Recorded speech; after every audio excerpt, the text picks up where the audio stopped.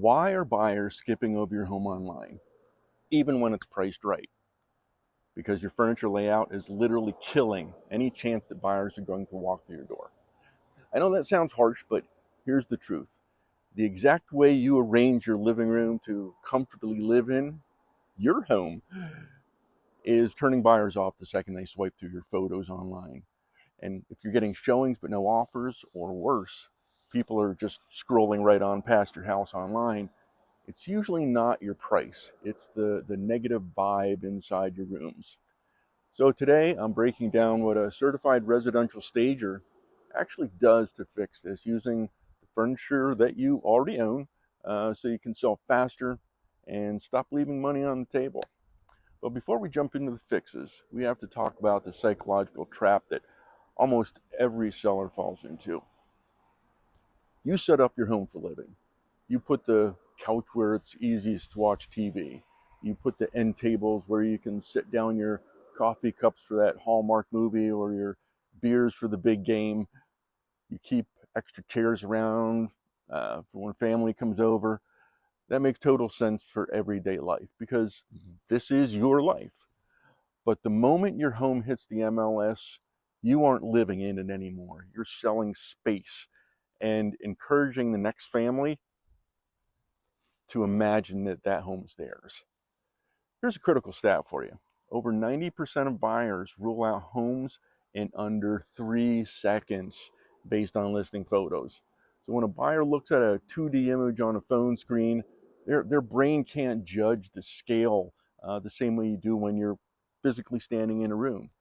Bad furniture layouts instantly make big open spaces look cramped and cluttered and small. The good news? You don't need to hire a truck or buy brand new furniture or throw thousands of dollars at a staging company. You just need to fix 3 basic principles. Principle number 1, the wall trap in floating furniture.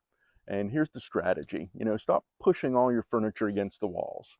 When people get ready to list, their instinct is to push every couch and chair and table as far back against the wall as possible to open up the middle of the room. And you want to know the weird truth? It actually does exactly the opposite on camera. When everything is backed up against the wall, it creates this massive dead space in the center, and it highlights the outer room boundary of a room, making the footprint of that room seem smaller. And it also makes the space look stiff and uncomfortable and unpleasing. So here's what we do instead. We float the main pieces. We pull your main sofa 4 to 6 inches off the back wall, angle the accent chair inward toward the center of the room, create a defined seating area with a rug anchoring the front legs of the furniture.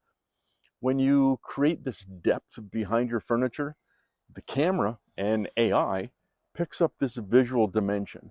Floating your main pieces gives the illusion of twice as much floor space in your listing without losing a single square foot. Principle number 2, fix your sight lines. So walk up to your doorway of your living room or your main entry and stop right there at the threshold and look straight ahead. What's the very first thing that your eyes hit? And this is the critical pro tip, that threshold, that very first impression when that door swings wide. Decisions are made right there.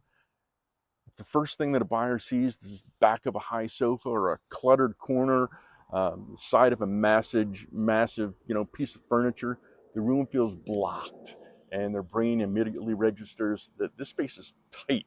It also registers, nope, I don't like this already.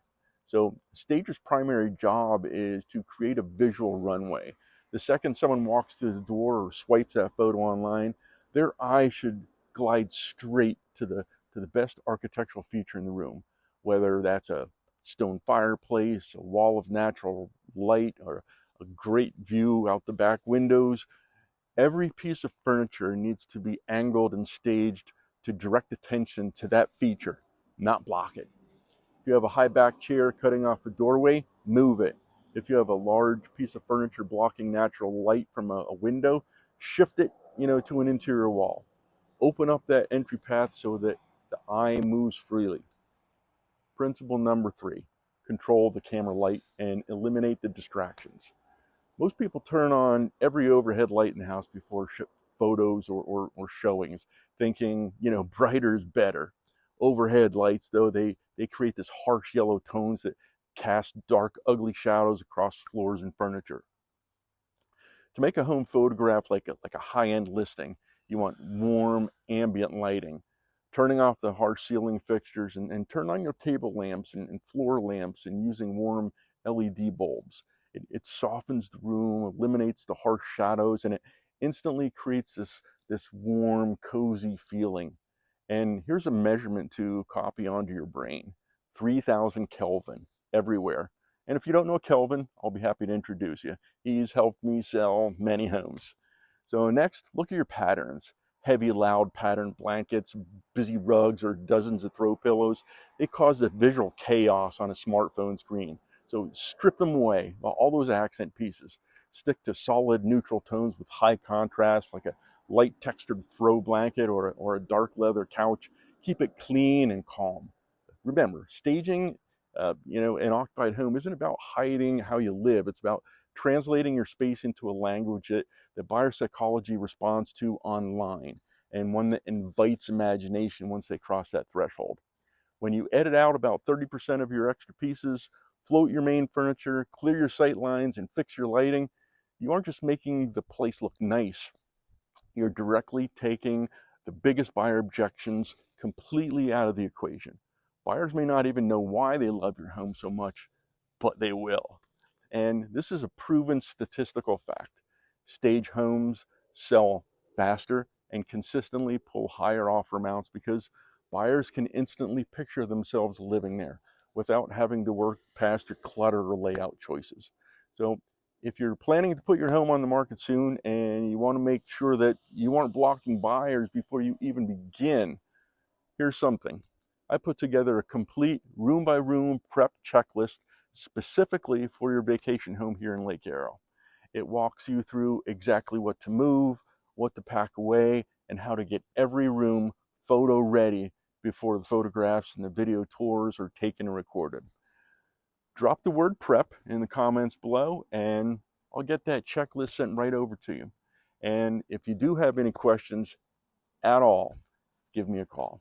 I'm Mark Bond with Century 21 Select Group, and I live here.